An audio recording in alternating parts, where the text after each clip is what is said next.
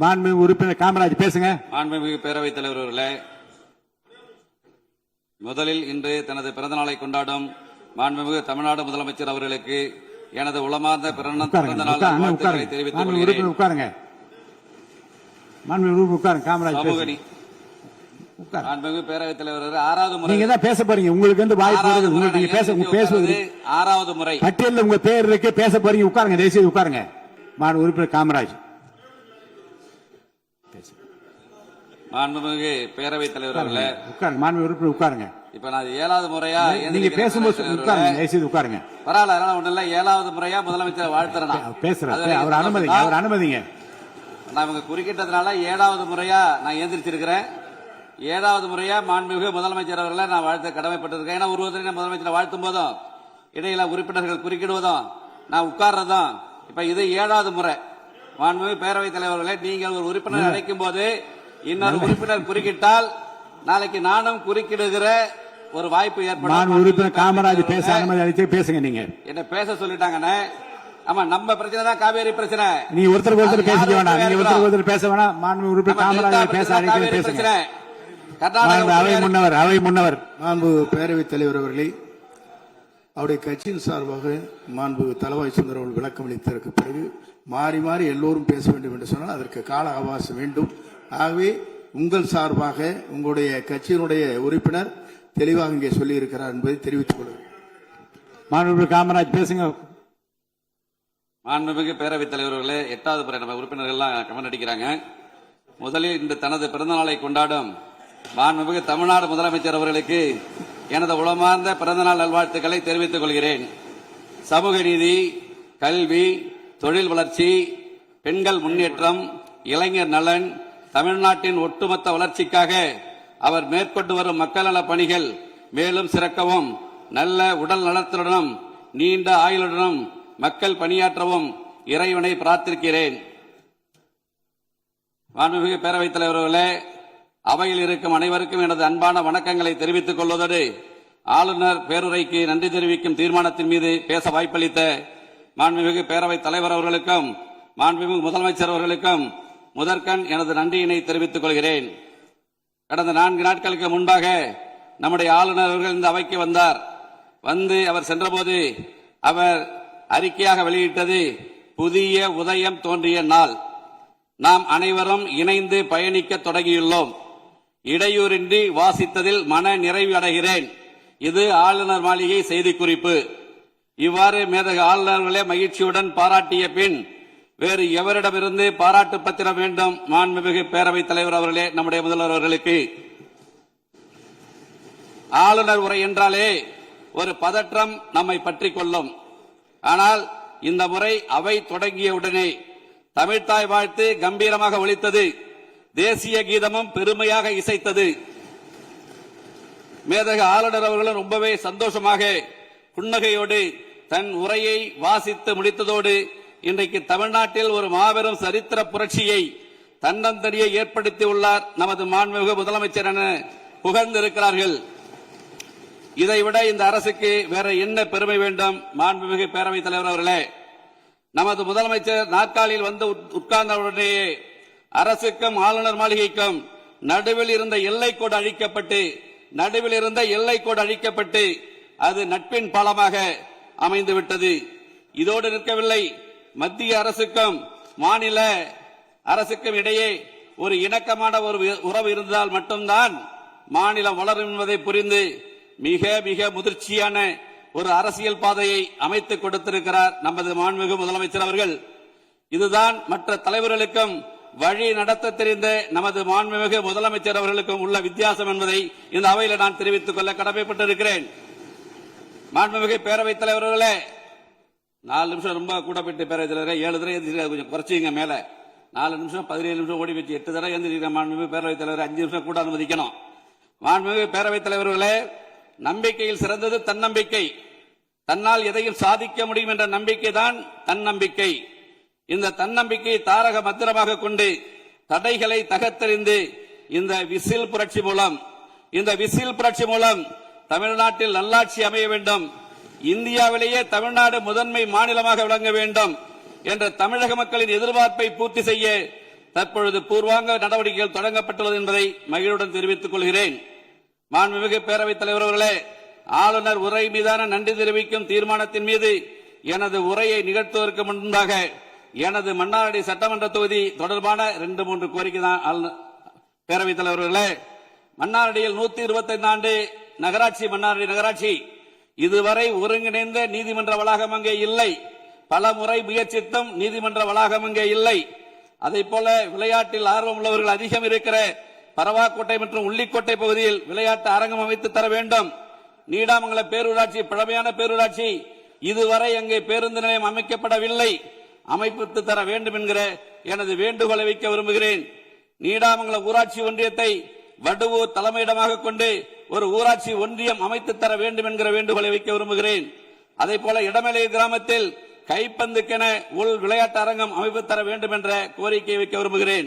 மாண்புமிகு பேரவைத் தலைவர்களே, பெரியார் பகுத்தறிவு சித்திரம் தீட்டினார் பெரியார்.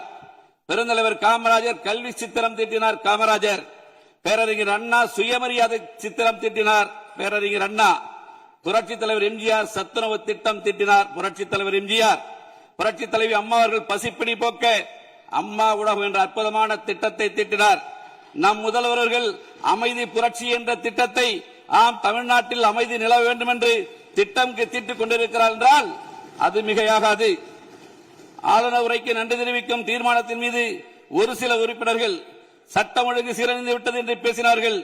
இந்த சூழ்நிலையில் கொலை, கொள்ளை, பாலியல் துன்புறுத்தல்கள் ஒரு சில மாதங்களுக்குள் கட்டுக்குள் கொண்டு வருவது என்பது யாராலும் இயலாத காரியம். அவற்றை எல்லாம் சரி செய்ய காவல்துறையை மக்களின் நண்பனாக மாற்றி தமிழ்நாட்டில் சட்டம் ஒழுங்கை நிலைநாட்டும் முயற்சியில் மாண்புமிகு முதலமைச்சர் அவர்கள் தீவிரமாக ஈடுபட்டு வருகிறார்கள். ஆளுநர் உரை பத்தி 18 பெண்களின் பாதுகாப்பினை பேணி காப்பது, பெண்களுக்கு எதிராக இரும்பு கரம் கொண்டு ஒடுக்குவதற்காக சிங்கப்பெண் அதிரடிப்படை உருவாக்கப்பட்டிருக்கிறது. இந்த அரசால் உருவாக்கப்பட்டுள்ளது. இதனால் சட்டம் ஒழுங்கு கட்டுப்பாட்டுக்குள் வரும் என்பதில் எல்லளவும் சந்தேகம் இல்லை. ஆளுநர் உரை பத்தி 19 போதைப் பொருள் தடுப்பு சிறப்பு படை அனைத்து மாவட்டங்களிலும் உருவாக்கப்படும் என்று குறிப்பிடப்பட்டிருக்கிறது. இந்த சிறப்பு படை அமைக்கப்பட்ட பின் போதைப் பொருள் நடமாட்டம் கட்டுக்குள் கொண்டு வரப்பட்டு இதன் மூலம் சட்டம் ஒழுங்கு சீராகும் என்பதில் எல்லளவும் சந்தேகம் இல்லை. தமிழ்நாட்டின் அடையாளமாக தமிழ் மொழி உள்ளது. உலகத்தோடு நாம் போட்டி போட ஆங்கில மொழியும் தேவை. எனவேதான் இந்த இரு மொழிக் கொள்கையில் இந்த அரசு எவ்வளவு உறுதியாக இருக்கிறது என்பதை ஆளுநர் உரை தெளிவுபடுத்தியுள்ளது. இது வெறும் பேச்சல்ல, இது செயல் அரசு என்பதை நிரூபித்திருக்கிறது. தமிழ்நாட்டின் நிதி சுமை குறித்து வெள்ளை அறிக்கை வெளியிட்டுள்ள இந்த அரசு அரசின் வருவாயை பெருக்குவதும் திசை மாறி சென்ற அரசு வருவாயை அரசின் கருவூலத்திற்கு எடுத்துச் செல்லும் வகையிலும் மதுபான உற்பத்தியாளர்கள் மீது கூடுதல் சிறப்பு கட்டணம் விதித்துள்ளது உண்மையிலேயே வரவேற்கத்தக்கது. இதன் மூலம் அரசுக்கு 1000 கோடி ரூபாய் கூடுதல் வருவாய் கிடைக்கும் என்ற நிலை ஏற்பட்டுள்ளது. அதே போல கனிமங்கள் மூலமாக கிடைக்கும் வருவாயை இரட்டிப்பாக்க அரசு தீவிரமாக முயன்று வருவதாக ஆளுநர் உரையில் குறிப்பிடப்பட்டுள்ளது வரவேற்கத்தக்க ஒன்றாகும். இதேபோன்று வாக்குறுதியை நிறைவேற்றும் வகையில் 2 மாதங்களுக்கு 500 யூனிட் மின்சாரம், 200 யூனிட் இலவச மின்சாரத்தை வழங்க உத்தரவிட்டுள்ளது. இதனால் ஏழை எளிய நடுத்தர மக்களின் நிதி சுமை வெகுவாக குறைந்து மகிழ்ச்சியில் இருப்பதை கண்கூடாக காண்கிறேன் என்பதை இங்கே நான் சுட்டிக்காட்ட கடமைப்பட்டிருக்கிறேன். இந்த அரசை ஆதரிக்கும் கூட்டணி கட்சிகளுக்கு மதிப்பளிக்கும் வகையில் அந்த கட்சிகளுக்கு ஆட்சியிலும் அதிகாரத்திலும் பங்களித்துள்ளது தமிழ்நாட்டு அரசியலில் ஒரு மறுமலர்ச்சியை, ஒரு புத்துணர்ச்சியை ஏற்படுத்தியுள்ளது என்பதை நான் பாராட்ட கடமைப்பட்டிருக்கிறேன். பொதுமக்கள் நலனை கருத்தில் கொண்டு 717 மதுபான கடைகளை மூடியது, பயிர்க்கடன் பெற்ற விவசாயிகளுக்கு கடன் தள்ளுபடி செய்தது, கல்வியை பொது பட்டியலில் இருந்து மாநில பட்டியலுக்கு மாற்ற நடவடிக்கை எடுத்தது, கச்சத்தீவு பிரச்சனைகளுக்கு தீர்வு காண மத்திய அரசை வலியுறுத்தியது உண்மையிலேயே வரவேற்கத்தக்கது. அதற்காக இந்த அரசை நான் மனதார பாராட்ட கடமைப்பட்டிருக்கிறேன். ஆளுநர் உரை பத்தி 31 பல்கலைக்கழகங்கள் மற்றும் உயர்கல்வி நிறுவனங்களில் நீண்ட காலமாக காலியாக உள்ள உதவி பேராசிரியர் மற்றும் ஆசிரியர் பணியிடங்கள் தகுதி மற்றும் திறன் அடிப்படையில் வெளிப்படையான முறையில் நிரப்ப போர்க்கால அடிப்படையில் நடவடிக்கை எடுக்கப்படும் என்ற அறிவிப்பு படித்த இளைஞர்களிடையே பெருத்த மகிழ்ச்சியை ஏற்படுத்தியுள்ளது. இந்த அறிவிப்பு இளைஞர்கள் அரசு வேலை பெற வழிவகுக்கும். இதை நான் மனதார வரவேற்கிறேன். காவேரி விவகாரம், அதை பற்றி பேசக்கூடாது என்று மாண்புமிகு பேரவைத் தலைவர் குறிப்பிட்டீர்கள். இது மற்றவருக்கு வேண்டுமானால் அது நீர், எங்களுக்கு அது உயிர். இங்கே டெல்டாவில் இருக்கிற அனைத்து சட்டமன்ற உறுப்பினர்களுக்கும் அது நீர். அதாவது விவசாய நலனை பாதுகாப்பதற்கும் தமிழ்நாட்டு மக்கள் எதிர்பார்ப்பை நிறைவேற்றுவதற்கும் சட்ட ரீதியாக எப்படி எதிர்கொள்வது என்பதை பற்றித்தான் தீர்மானம் முழுமையாக நிறைவேற்றியிருக்கிறார்கள். அருள் கூர்ந்து மேகதாது பற்றி பேச வேண்டாம் என்று கேட்டுக்கொள்கிறேன். அன்புமிகு பேரவைத் தலைவர்கள், நான் உள்ள போல, காவேரி எங்களுக்கு உயிர், டெல்டா மாவட்டங்களுக்கு உயிர், இங்க இருக்கிற மற்றவர்களுக்கு அது நீர், எங்களுக்கு உயிர். மாடு கட்டி போரடித்தால் மாளாது என்று சொல்லி யானை கட்டி போரடித்த எங்கள் பகுதி, சோழ வளநாடு இந்த நாட்டிற்கே சோறு போட்டது என்று கூறிய பகுதி எங்கள் பகுதி. அந்த பகுதியிலிருந்து உணர்வோடு பேசுகிறோம். கர்நாடகா இந்த விஷயத்தில் ஒற்றுமையாக இருக்கும் போது தமிழ்நாட்டில் இருக்கிற நம்முடைய மக்கள் பிரதிநிதிகள் ஒற்றுமையாக இருக்க வேண்டும் என்கிற வேண்டுகோளைத்தான் நான் இங்கே வைக்க விரும்புகிறேன். அதற்குள் நான் செல்ல விரும்பவில்லை.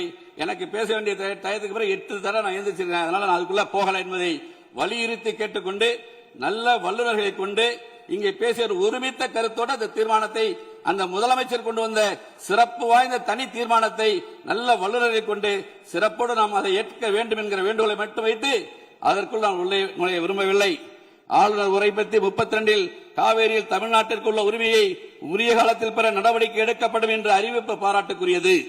நிலத்தடி நீர்மட்டத்தை உயர்த்தவும் மழை காலங்களில் ஒரு நீரை சேமிக்கவும் ஏதுவாக ஏரிகள் மற்றும் குளங்கள் பராமரிப்பு திட்டம் ஒவ்வொரு ஆண்டும் செயல்படுத்தப்படும் என்ற ஆளுநர் உரையில் அறிவிக்கப்பட்டுள்ளது மிகுந்த மகிழ்ச்சி அளிக்கிறது. இதற்காக இந்த அரசை நான் பாராட்ட கடமைப்பட்டிருக்கிறேன்.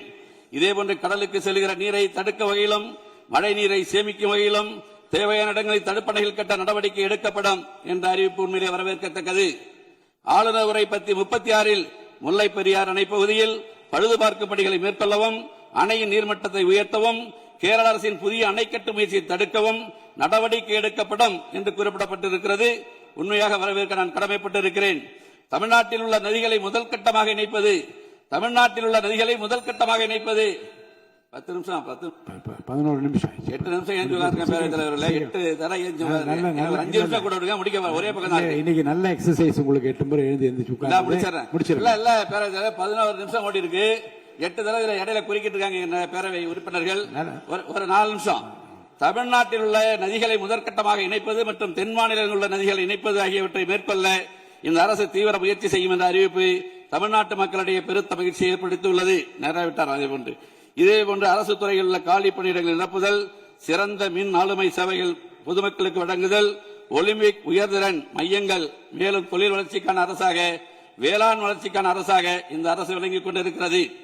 ஏழையின் சிரிப்பில் இறைவனை காண்போம் என்ற பேரறிஞர் அண்ணா அவர்களின் பொன்மொழிக்கேற்ப ஏழைகளுக்கான அரசாக, ஒடுக்கப்பட்ட மக்களுக்கான அரசாக, சிறுபான்மை மக்களுக்கான அரசாக இருந்து மதசார்பற்ற அரசாகவும் சமூக நீதிக்கான அரசாகவும் இருந்து பொதுமக்களின் நெஞ்சங்களில் இன்றைக்கும் சிம்மாசனம் போட்டு உட்கார்ந்திருக்கிற நம்முடைய முதலமைச்சரை மனதார பாராட்டுவதோடு இந்த நல்லாட்சிக்கு தோள் கொடுப்பதில் சட்டமன்ற உறுப்பினராக நான் பெருமகிழ்ச்சி அடைகிறேன். மொத்தத்தில் இந்த ஆளுநர் உரை தமிழ்நாட்டு மக்களை வளர்ச்சி பாதையில் அழைத்துச் செல்லும் முறையாக, தமிழ்நாட்டை அமைதி பூங்காவாக மாற்றும் முறையாக அமைந்துள்ளது என தெரிவித்து வாய்ப்பளித்த உங்களுக்கு நன்றி கூறி, எனது மன்னார்குடி சட்டமன்ற தொகுதியில் சமீபத்தில் பள்ளி குழந்தைகள் 3 பேர் இறந்திருக்கிறார்கள். 5/6/2025 அன்று அரசு பள்ளியில் படிக்கிற 3 மாணவர்கள். நம்முடைய முதலமைச்சர் அந்த குடும்பங்களுக்கு உதவி இருக்கிறார், இல்லை என்று சொல்லவில்லை. அதில் வருத்தம் என்னவென்றால், முதலமைச்சர் மேல் வருத்தம் கிடையாது. அந்த குடும்பத்தில் 3 குடும்பத்திலும் ஒரு ஆண் பிள்ளைகள் தான். இந்த 3 ஆண் பிள்ளைகளும் இறந்து விட்டார்கள். அந்த 3 குடும்பத்திலும் ஒரு ஆண் பிள்ளை, ஒரு குடும்பத்தில் ஒரே ஒரு ஆண் பிள்ளை, இன்னொரு குடும்பத்தில் ஒரே ஒரு ஆண் பிள்ளை, இன்னொரு குடும்பத்தில் ஒரு ஆண் பிள்ளை ஒரு பெண் பிள்ளை. மொத்தத்தில் அந்த 3 குடும்பங்களிலும் 3 ஆண் பிள்ளைகளும் இறந்து விட்டார்கள். உங்கள் மூலம் மாண்புமிகு முதலமைச்சரை நான் கேட்டுக்கொள்வது, அந்த 3 குடும்பங்களுக்கும் அரசு வேலைவாய்ப்பில் முன்னுரிமை கொடுக்க வேண்டும் எனக்கு வேண்டி கேட்டு உங்களை மனதார பாராட்டி விடைபெறுகிறேன். நன்றி, வணக்கம்.